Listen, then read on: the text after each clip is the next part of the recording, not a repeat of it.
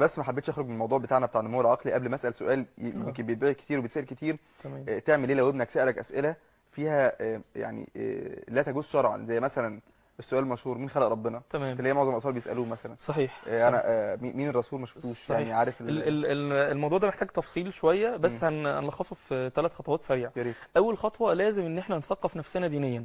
ما ينفعش ان انا ثقافتي الدينيه للاسف يعني ضعيفه جدا، واجي ان انا بشتكي ان اولادي بيقولوا لي يعني بيقولوا لي اسئله وانا مش عارف اجاوب. تمام. حتى افتكر تعليق ظريف لاخ يعني من الاخوه كان كاتبه على الفيسبوك، بيقول اسئله الاطفال دلوقتي عايزه اينشتاين وابن تيميه مع بعض، يعني اتنين دول يبقوا قاعدين مع بعض ومش عارف وقال ومين تاني ده يبقى حقيقي. بحيث نقدر نجاوب على الاسئله بتاعتهم. مم. فانت لازم تكون مستعد.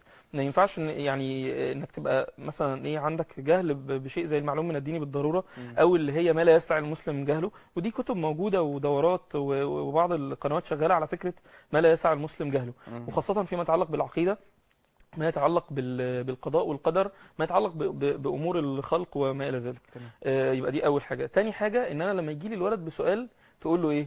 انا سعيد انك سالت السؤال ده. حازم ستايل. انا سعيد انك انت لا لازم انت لازم تقصد انك تقدر. ما تهاجمش ازاي تسال السؤال ده. بالظبط. لا تحتويه. انت قدر جدا جدا ان هو سأل انه السؤال. اشتغل. تقديرك ليه ده معناه ان انت بتشجعه على انه يسأل تاني، وبتشجعه على انه يتعلم. الولد بيترجم نهرك ليه على انه يسأل خالص، ان انا خلاص انا مش هتعلم تاني. وكمان انت كمصدر هتسقط، يعني صح. انت كمصدر حتى صحيح. لو هيسال، لو هو مصر ان هو يسال مش هيسالك انت، فتبتدي صحيح. تبقى مشكله جديده فيبقى في إنه بيسأل مصادر حد ضايع بقى. بالظبط بالظبط. فاول حاجه انك تحاول تتقبل السؤال كويس جدا، وتقول له انا سعيد انك سالت السؤال ده، فعلا السؤال ده مهم وما الى ذلك. بعد كده قدامك اختيار من اتنين، انت يا اما عارف الاجابه وتقدر توصلها بشكل مبسط، واما مش عارف مش عارف الاجابه. لو عارف الاجابه وتقدر توصلها بشكل مبسط وصلها. يعني مثلا على سبيل المثال السؤال اللي ساله الاخ احمد اللي هو فكره من خلق الله. احد الدكاتره النفسيين والمهتمين بموضوع التربيه جات له بنته سالته من خلق الله، وكان بنته اعتقد عندها 8 سنين او حاجه. فقال لها انت معتقده ان ممكن يبقى في حد خلق ربنا؟ قالت له مش احنا ربنا خلقنا، يبقى في حد خلق ربنا. قال لها خلاص، وربنا اللي خلق ربنا ده في حد خلقه ولا ما حدش خلقه؟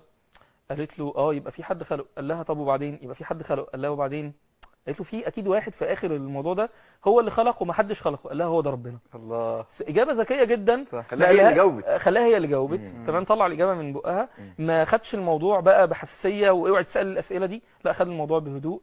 اخر حاجه لو انت مش عارف الاجابه اوعى تجاوب اجابه غلط، اوعى تجاوب اجابه يعني ارجوك ما تفتيش، ارجوك ما تفتيش. طب اوعى يعني تفتي. طب انا ما اعرفش اخرج ازاي من المطب؟ اخرج ازاي؟ او ما هز صورتي قدام ابني. اولا اجل الاجابه. والله انا ما اعرفش الاجابه، هسال اقول عادي جدا. ده هو ساعه لما يعرف حاجه زي كده يبقى انت مصدر ثقه بالنسبه له، ان انت هتسال وهترجع له، بس تقول له مثلا هجاوب عليك خلال يومين وتجاوب عليه خلال يومين. من هنا هتنشا الثقه.